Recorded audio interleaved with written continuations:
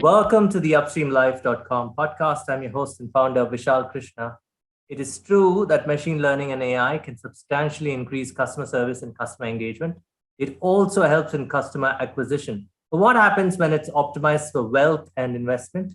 This is what we are here to find out today on the podcast. We have with us Akshaya Bhargava, the founder of Bridgeweave, who has spent the last 4 decades in banking, fund management, and technology. He has worked with the likes of Citibank, Barclays, and Infosys in the past, obviously.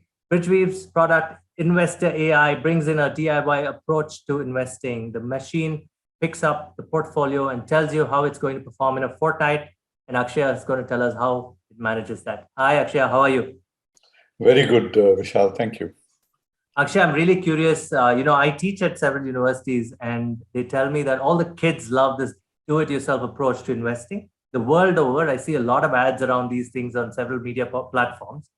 So, what is Bridgewave all about? And let's start with a backstory. How did it begin, and how did it spike your interest? And what's happening in the world of AI and business acumen with technology? Good start, Vishal. So I used to run the global wealth business for Barclays out of London.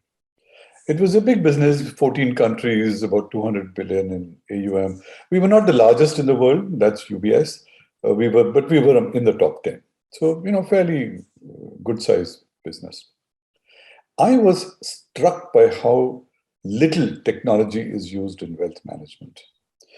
I think other parts of banking, like credit cards, retail banking,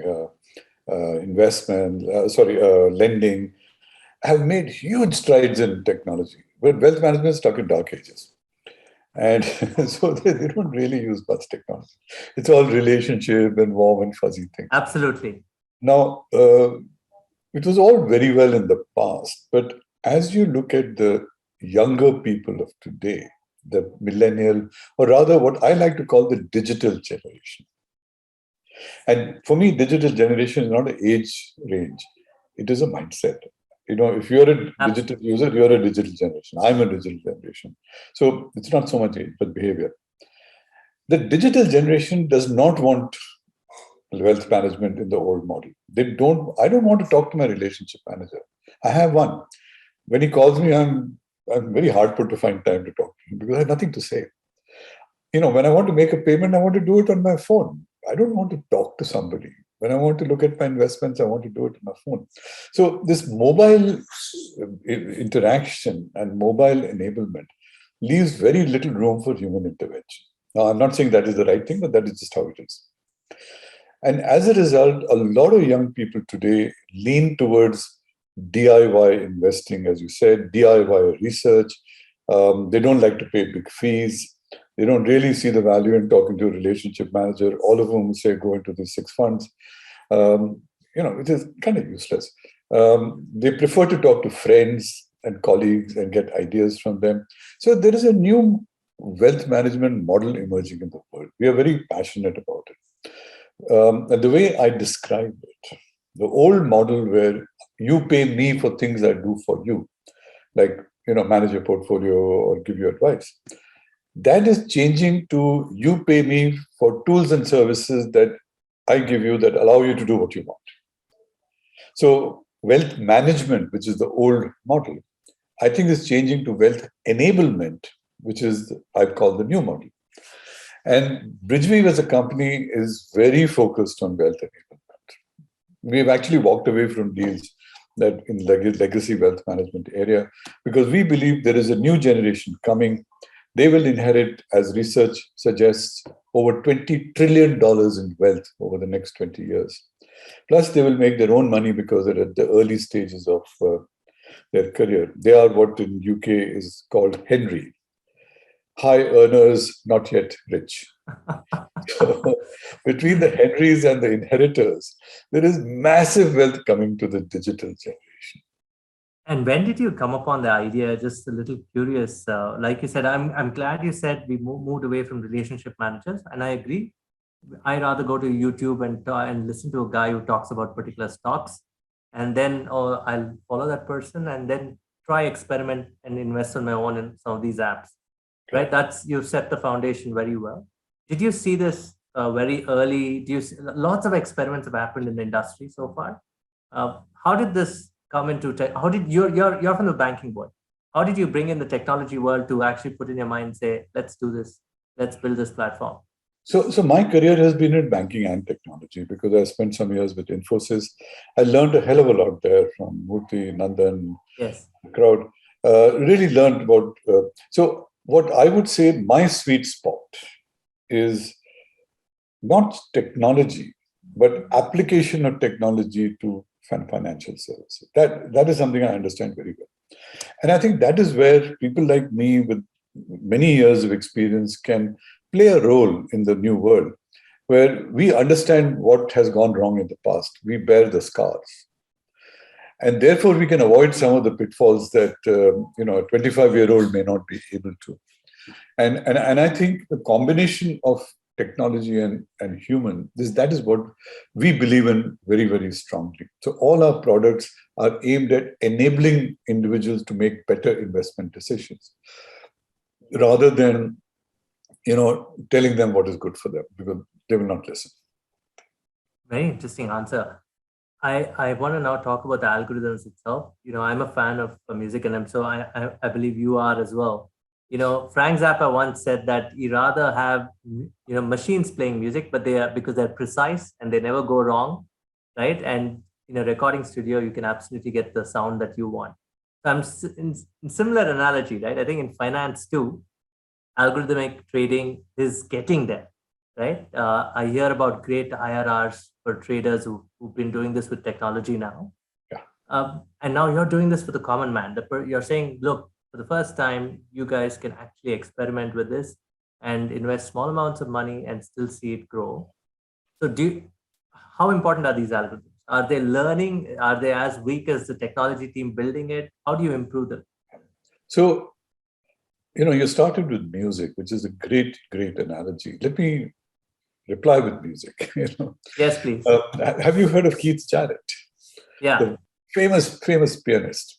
His recording of the Cologne concert, which was done in 1978 or something like that, or maybe 73, was the single largest selling album in the world, in any genre of music. It's that great. It is truly a great piece of work. It was almost never recorded because Keith Jarrett doesn't write music. He just goes there and plays. Now, he is very machine-like. I've seen him perform. He's very mathematical. He's very machine-like. He gets very upset if people cough because that interrupts his rhythm. He really gets angry, and he says, I'll walk away if you cough again or something like that. But a lot of it is spontaneous. While he's extremely precise and controlled and extraordinarily talented, the spontaneity of the moment is what creates magic. I think the same is true of algorithms. You need the precision. You need the wide coverage. You need the mathematical order, and you need the sequencing and the way to do things. But it is the human that makes that magic. So our algorithm calculate 800 million calculations a day every morning before 8:45, before we release the results on the app. But all these 800 million calculations are useless if the person reading it does not understand. So we spent an extraordinary amount of, as much time as we spent building the algorithms, we spent showing how do we display what is fundamentally very complex information in a simple enough way without dumbing it down. And that is not a trivial challenge. It took us months and months of work, and I don't think we still have it perfectly right. So, but I keep telling people that our algos will give you information in any company you want, and more information than you can handle, and not in a bad way, but very nicely explained. But if you don't have a conviction about the company, please don't buy or do anything with it, because there is no substitute for your judgment. Algo will give you the mathematics and the calculations and all the material for you to decide. So when you go to a fancy restaurant, you get a great menu, lots of wonderful dishes, but you're the one who decides what to eat. I think our algos work the same way.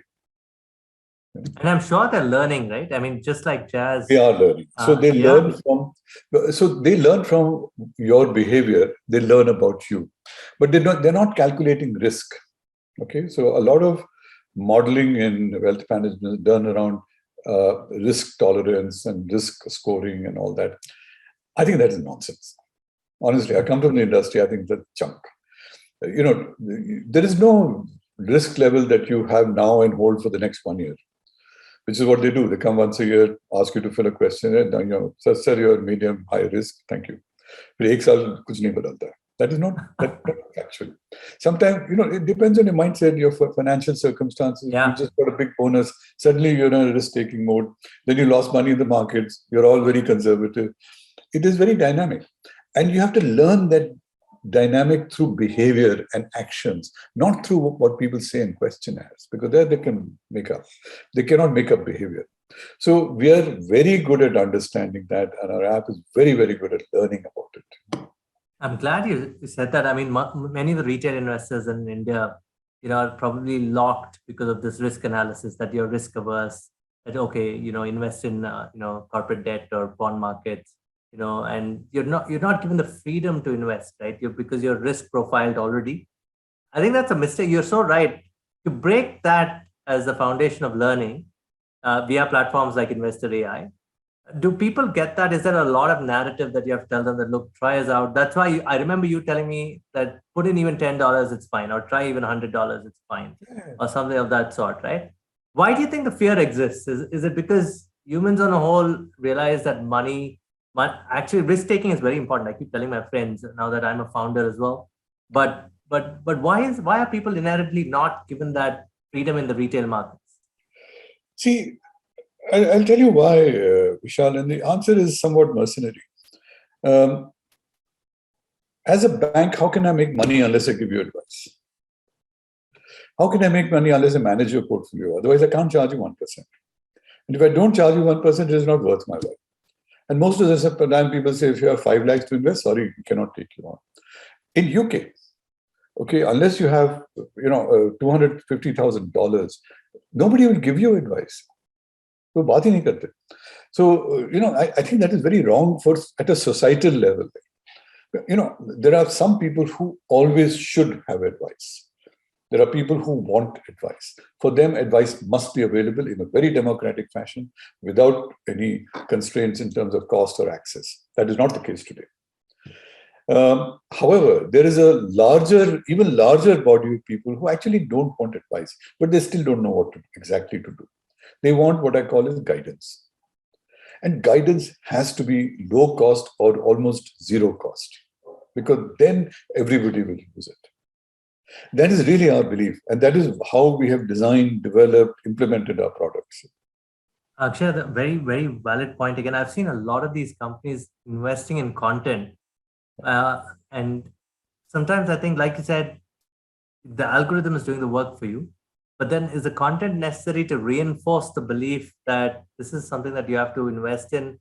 Are we at that stage? Like you said, a lot of people want guidance, but don't know where to look at it. Most of us go to YouTube or Instagram or something of that sort, right? When will that change? Do you see that that convergence happening where people would say that, look, I have the freedom now. I can choose without doubting that, suddenly markets in India collapsed a couple of weeks ago to 800 points. Right?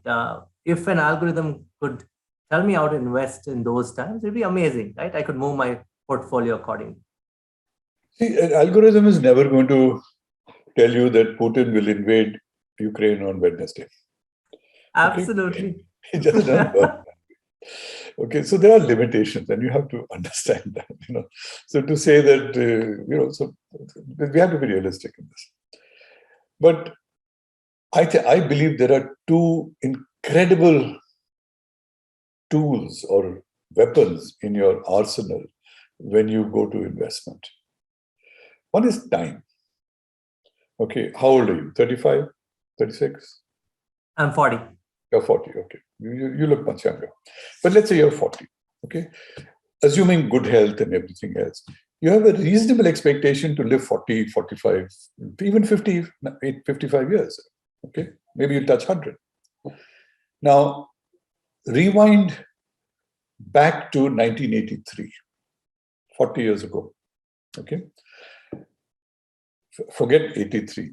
Take 1991 when Manmohan Singh liberalized the exchange, the Indian economy. From 1991, Indian stock markets index has returned 17% per annum year after year after year after year. If you do the calculation yourself, you just put 1 lakh in 1991. Today it will be for them 5 crores. Just by putting 1 lakh and not touching it for 40 years. So time is an enormous weapon which people don't understand. Now, I am 65, so I don't have so much time as somebody like you or somebody who's 25. When I meet young people, my first advice to them is start investing now and stay invested.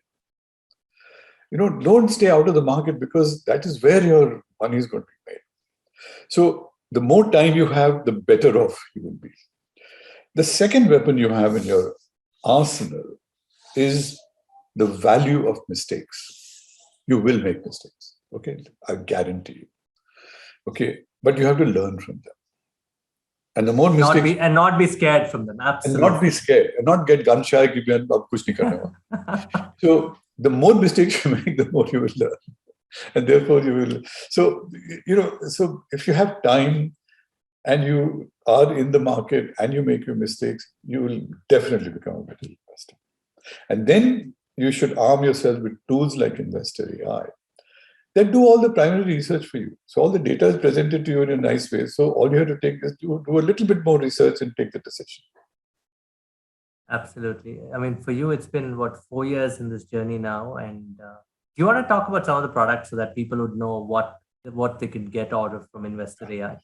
So there are 3 major products we have. We have lots of other things, but 3 are the major ones. First is called InvestorAi, and that is only for equities. And it gives you predictive ideas on equities. So one of my favorite algos is called Alpha 330.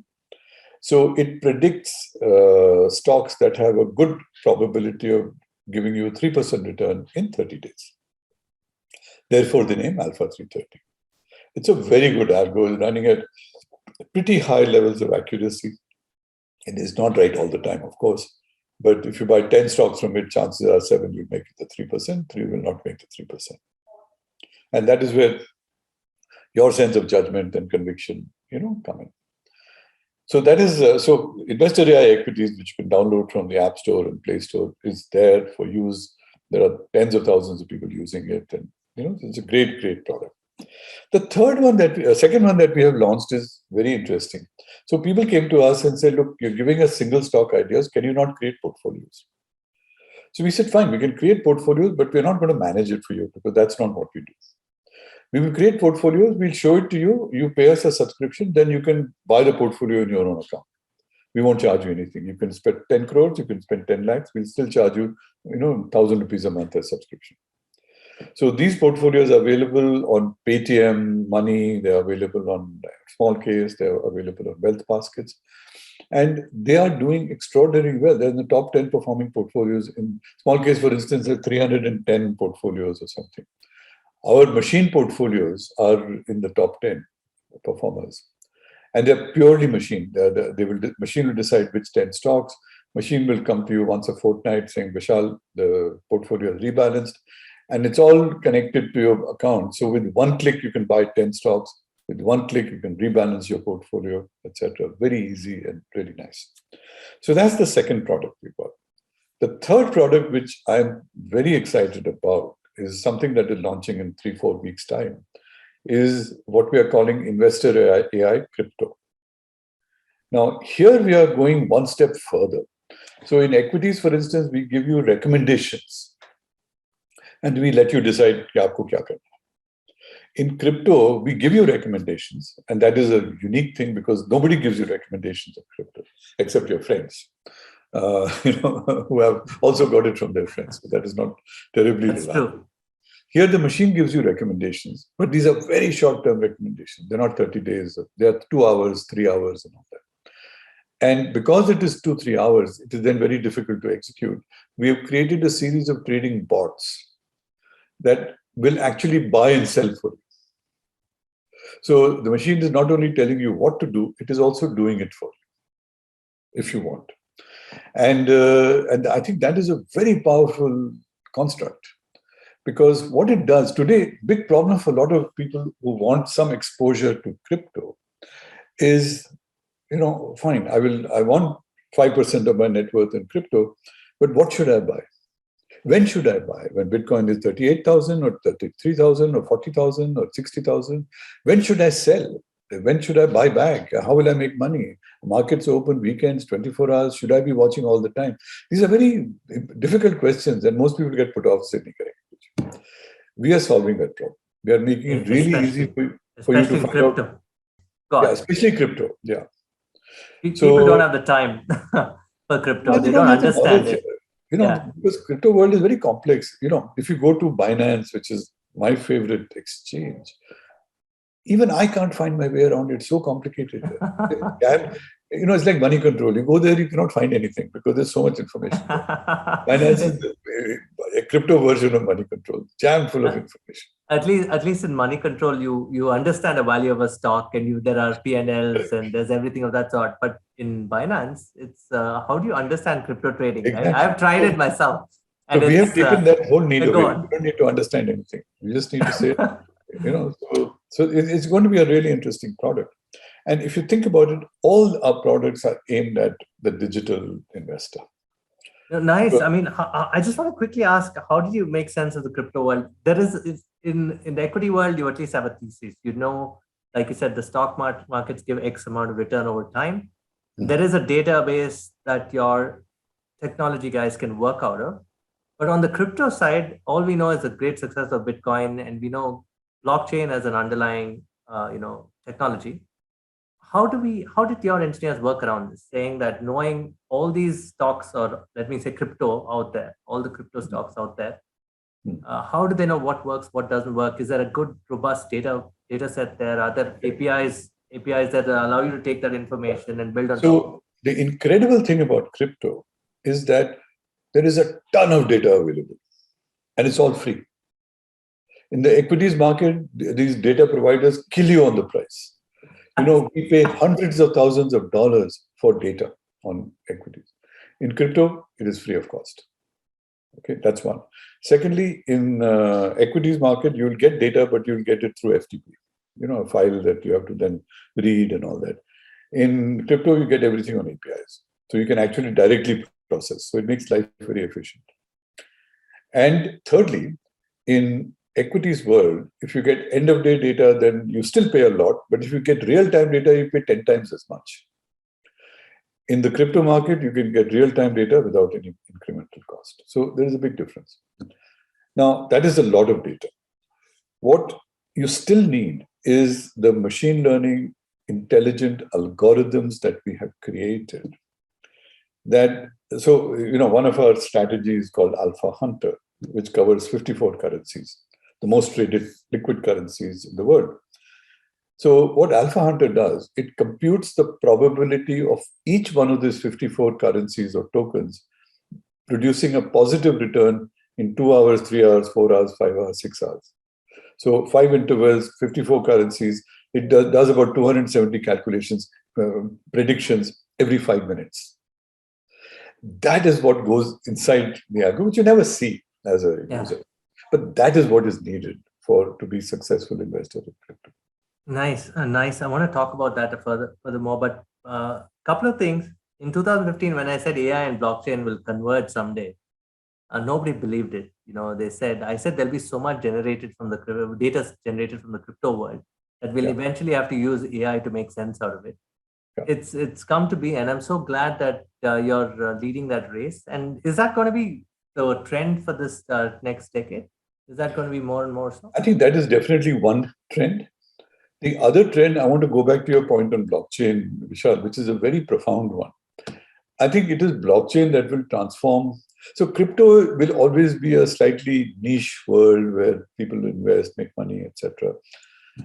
But it is widespread use of blockchain and smart contracts that will become pervasive across all industries, not just financial services, in healthcare, in childcare, in transportation, in airlines, and every aspect of life. if you can create whatever is a repeatable process is amenable to be put on blockchain and amenable to automation. Now, today it is not a very easy task because take Ethereum, which is a very popular blockchain. If you go on Ethereum, it has limitations on how many transactions it can handle. I think it's around 10,000 a second or something. Now, it might sound like a lot, 10,000 transactions a second, but it's actually nothing. You do payments, you do millions in a second.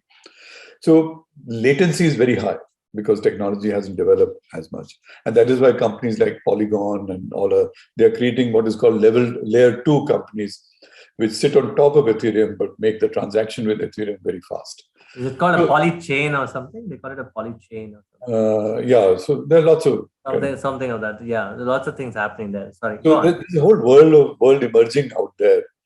So I think the emergence of blockchain, the democratization of blockchain, both in terms of access, cost, programmability. Now you have these companies that are called no-code companies. So you can create little utilities without knowing any language. So there's a lot of new things that are happening in the world. I think it's very exciting, because this will change things in a way that, you and I, as much as we may think about the future, cannot imagine. Yeah, absolutely. And it's a good world to be in. A lot of people ask me, are traders going to be displaced? I think it's only going to empower them. In many ways, I think they're also going to be part of this. Or do you see the entire social order of investing changing, where wealth management itself is going to change? Of course it is going to change. But, you're probably not old enough to remember. But I remember the world before Excel spreadsheets. Okay. हाथ से calculate करना पड़ता था. You had desktop calculators, and you had the long run-up sheets, and you had to sort of reconcile. Then Excel spreadsheets came. It was Lotus 1, 2, 3 before that, and then it became Excel. And everybody says, financial people will be displaced. Nobody got displaced. Everybody is doing more work and different work. Now, if you don't learn Excel, how to use Excel, of course you will be displaced, and you deserve to be displaced. But so, what people need to know is new skills will come. They have to learn new skills. But as long as they keep learning new skills, there are roles for everybody. No, well said. As many jobs as are being automated, there are new jobs being created through new innovations and technology. Absolutely. And I remember apparently LIC, or in the old days in 1967, when the first computer came on, they actually had an entire hartal or something, in Delhi apparently saying we don't need computers. And now everything is digitized. So yeah, you're absolutely right. Well, let's talk about some more of the company. You have an enterprise module, you have FTM portfolios, you have an API store, and an academy. You want to talk about these four? Yes. So the enterprise module is nothing except InvestorAi delivered not through an app, but through APIs. Okay. So we have a very great relationship with Paytm Money. If you go download the Paytm Money app, you will see something called POPs, which is their messaging area, and you go to POPs and you'll get ideas from InvestorAi. And they are shown within the Paytm Money ecosystem. So we deliver that through APIs. And that is an example of our enterprise work. And we do it with many other companies. FTM portfolios are the machine-generated portfolios. FTM stands for follow the machine, because there's no human here. These are the portfolios I was telling you are available on Paytm, available on Small Case, available on Wealth Baskets, and soon in Europe as well. Our API store is, again, simply an API store. You can choose the API and then download. We find that the APIs, we are not really in the retail world. We're not giving APIs to retail investors. So we are probably going to discontinue the API store as a store. The capability is still there, but it's more needed for an enterprise where they don't need to go to a marketplace and look at it. Correct. So we tried that, but we're probably going to back away from it. And the capability is there, but we will not have it on our website as an API store. And the academy is very important for us. It's our notion for community, talking to our users, educating them, telling them about what's happening. And the fifth thing that is going to come is crypto. And Crypto is going to be the new thing that we will add. And again, I think there is a lot of synergy between equities, FTM, and crypto, because again, if I take the lens of a digital investor, for a digital investor today, the world over, not just India, the world over, the asset classes of choice are equities and crypto. They're not funds, they're not FX, they're not bonds, they're not commodities, equities and crypto. It's strange you're telling me that. I thought at one point of time, I thought the bond market was bigger than the equities were, no? Equities always be bigger. Bigger? And the market cap grows. Bond market, you have to issue more bonds. Great. I also want to ask you this, right? When you talk about technology, the team, I want to talk about the team that you built in Bridgeweave. I know you've been CEO, in many of the companies. And how do you build a modern organization? You could experience in business and technology, such as yourself, a technocrat. How do you build such a team? And is it spread across? I mean, a lot of people also do a narrative saying most of my team members are 25, 26.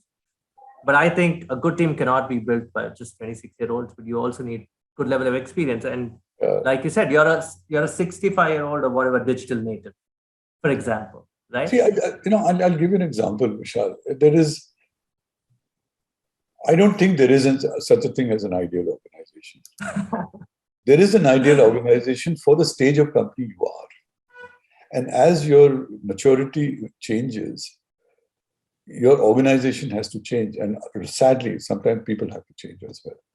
I will give you a very real example. When I was running the Infosys BPO business, it was called Progeon at the time. We grew like crazy. We went from nothing to 8,000 people in 4 years. Okay? And in those 4 years, we went through 2 COOs, 4 heads of HR, 3 heads of finance, 3 heads of sales. And that's very tragic because all these people are very good people, but the company was growing so fast that the skills that you need in HR for a 1,000 person organization are very different from what you need with a 5,000 person organization. The sales skills you need when you have 5 salespeople are entirely different when you have 85 salespeople. So the whole requirements of the job keep changing depending on how the company grows. And the skill lies in keeping on tuning the organization as needed. And sometimes you have to make very tough and difficult decisions with respect to people. So to say that half your people must be 25, half must be this, is nonsense. Then you're not worked enough. I'm glad you bring that in. I think there's a lot being bandied around about, employing 25-year-olds, and there's a lot of PR. Look, you must employ 25-year-olds, otherwise how is it done? But there are others also. Okay, India is a strategic market for you. I think you have a delivery center here. You want to talk about what you want to do from India. Is it just going to be a technology center for you? Will you have some kind of a incubation center here? What are your thoughts on Bridgeweave India? And I also want you to tell Indians, although you're a UK company, Indians can download InvestorAi and start using it as well. Well, we launched InvestorAi in India first, even before we launched in UK. So, of course, you can launch. Look, anything you can do with us anywhere in the world, you can do in India, unless it is not permitted by regulatory reasons. Correct. So, India does not get a special treatment one way or the other. Okay? And that's the best way I can put it. Because I think India is big enough, interesting enough, mature enough, sophisticated enough to stand on its own feet without needing handouts and special considerations. That's my view.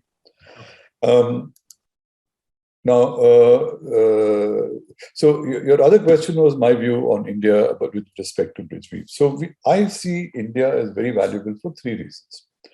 The first reason is we have a center here. Most of our people are in Bangalore, Hyderabad. So it is a very important talent pool for us. Now, it is not a talent pool without problems or challenges. It is getting a very expensive talent pool. It is getting a very volatile talent pool.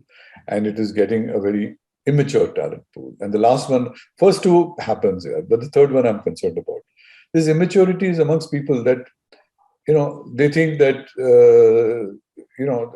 that they can build a career by switching jobs every 12 months. They can't.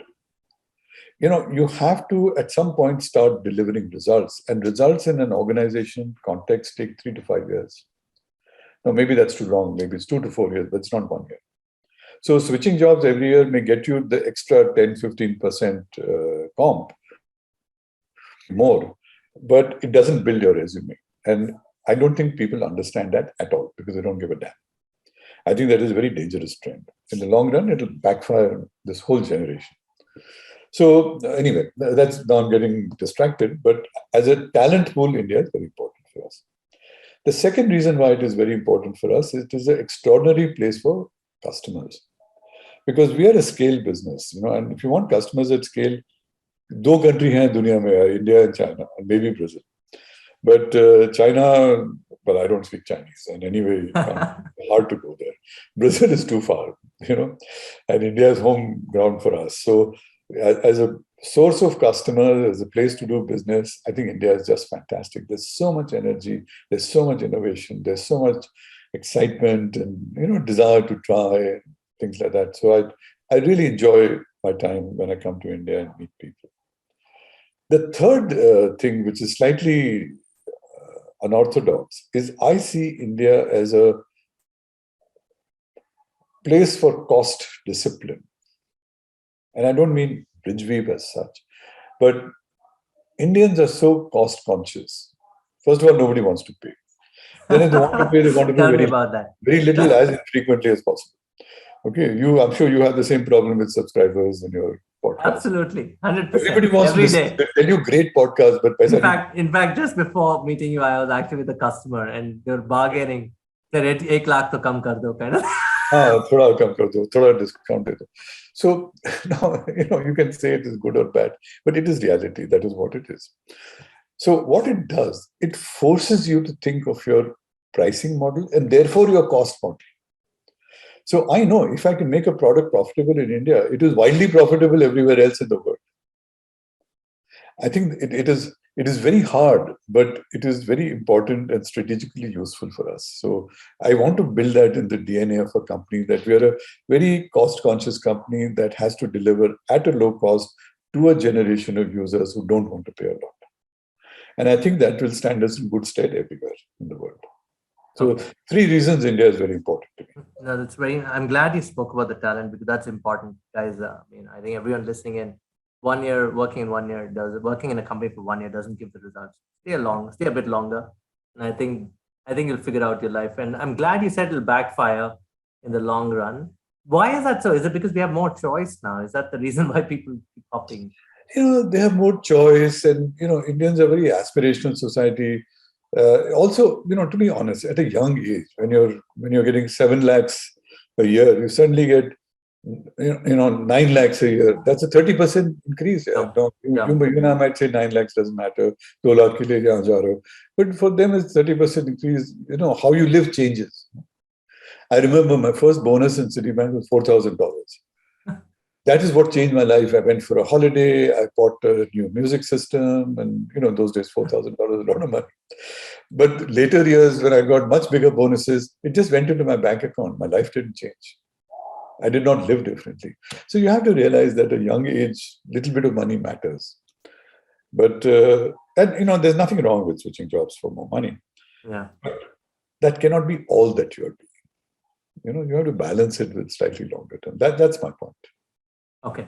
I have to ask you one thing. In your company, you also provide 3-day insights, 30-day insights, and 90-day insights, right? Yeah. Why 3 days and not 10 days? Because there is a term called swing trades. Okay. In the market. And swing trades are between 1 day and 3 days. That's just convention. Absolutely. Got it. Because I was actually showing one of my students at university this, and they asked me this, why 3 days? They got the 30 days, 90 days. Great. It answers me. I didn't know this myself. So interesting. Okay. My next 2 questions are a little harder, but what's your 30-second guide to happiness? Yes. When you get as old as I am, what you really want is hassle minimization than happiness maximization. But I will tell you what I look for. I look for, first of all, I want to do things that I like doing, that I feel excited about. Second thing, I want to work with people I like and trust. I don't want to watch my back all the time, which I've done enough of that in big organizations. And thirdly, I want to believe, and I may not be successful in that, but I want to genuinely deep down believe that what I'm doing makes a difference. No, not to me, but to the industry, others' lives as well. Something like that. And as long as these three conditions are met, I'm generally very happy. Okay, great. Okay, books, music, and art, pieces of art, documentaries that influenced you in your lifetime, and that you recommend to others. I've heard Key Charas before. I would recommend a website called mutualart.com. Okay. I have been a subscriber for 25 years. Okay, what these guys do, and I've educated myself on art so much. I like it, but then, so what it does is it tracks about 5,000, 7,000 artists. Any work of theirs comes up for auction anywhere in the world, it will send you an alert. And they send you a daily newsletter with all your today's alerts. So I follow about 300 artists, and most of them are minimal, abstract, 20th, late 20th century, early 20th century kind of thing. And I spent 20, 30 minutes reading this newsletter every single day for the last 25 years. Just muscle memory, you learn a lot.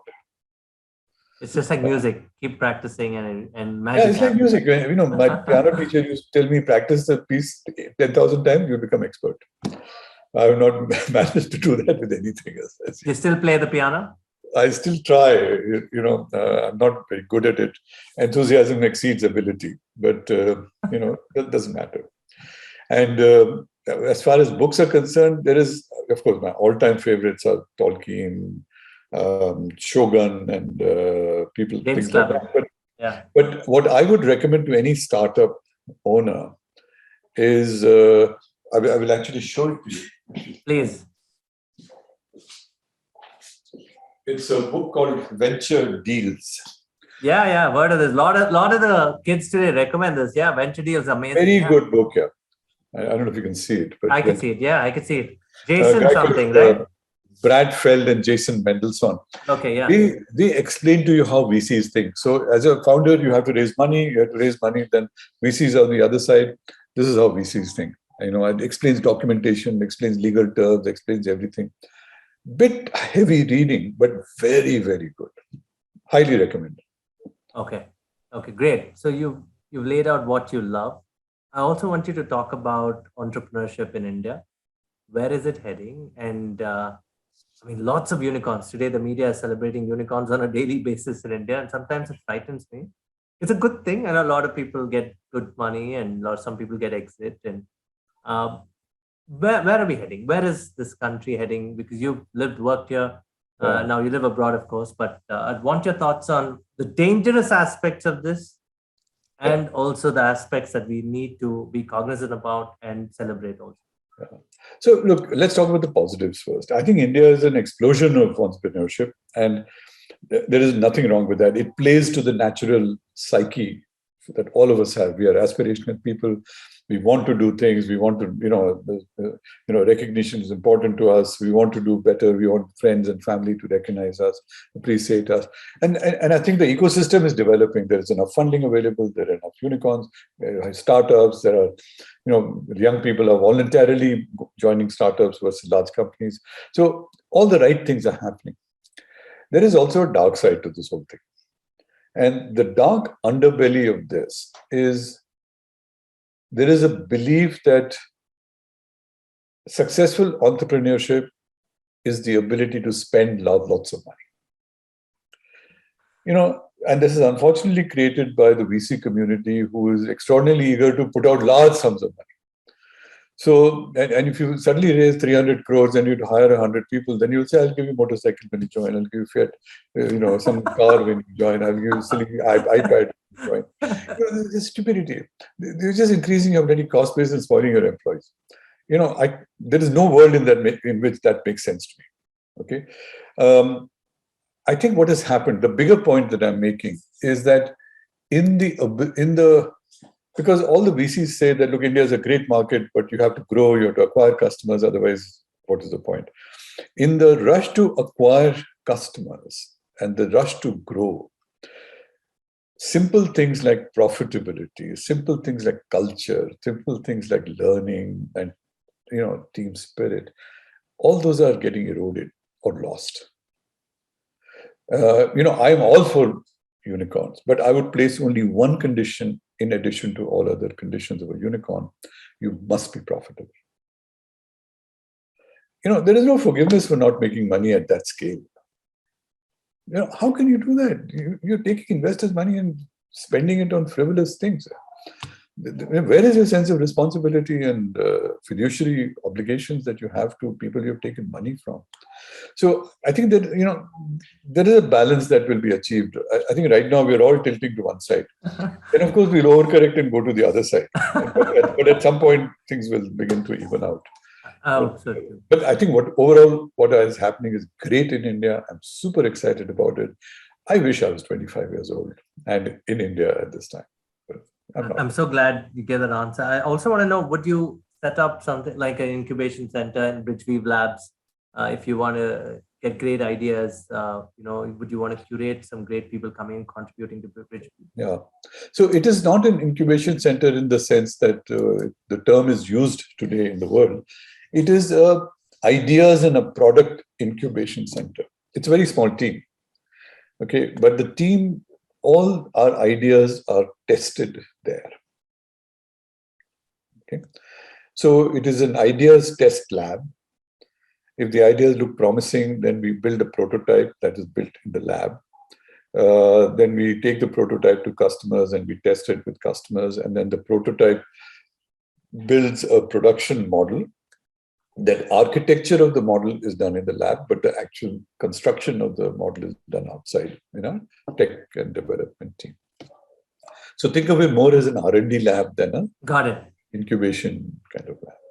No, lovely. And, ladies and gentlemen, this is Akshaya Bhargava, the founder of Bridgeweave and the product InvestorAi. Of course, they believe in this notion of human plus machine being an incredible and powerful combination. And what do you say, Akshay? I think you've said in the past, it's you plus AI, is it? That's the future. You plus AI is the future. And, the last thing I want to do is a little plug for Bridgeweave. If there are people listening to this broadcast and you want to come and work with us, please contact us, especially if you're young interns, you want to learn and you want to work in a really tough environment, which is going to work your ass off. And, you will never have time to sleep, but you'll work on the most exciting projects in the world. If any of you listening want to do that, call us. We would love to talk to you. I can go one better. Why don't you come to Bangalore and the universities that I'm at? Why don't you just do a lecture on Bridgeweave? I would love to. Please give me the opportunity. I come to Bangalore every 3 months. So when you travel next, we're going to do that. All right? Excellent. I will take you up on it, Vishal. Very kind of you. And thank you so much. Thank you so much, ladies and gentlemen, for listening and watching this podcast. We're also on Spotify, or check out the website, theupstreamlife.com. We'll see you soon. And that's Akshaya Bhargava, of course, at Bridgeweave, and check out InvestorAi. Download it on Play Store and on the App Store, right? iOS. Yes, and wait for the crypto product to come in 3-4 weeks' time. I look forward to that too. Thank you so much. Thank you. Bye.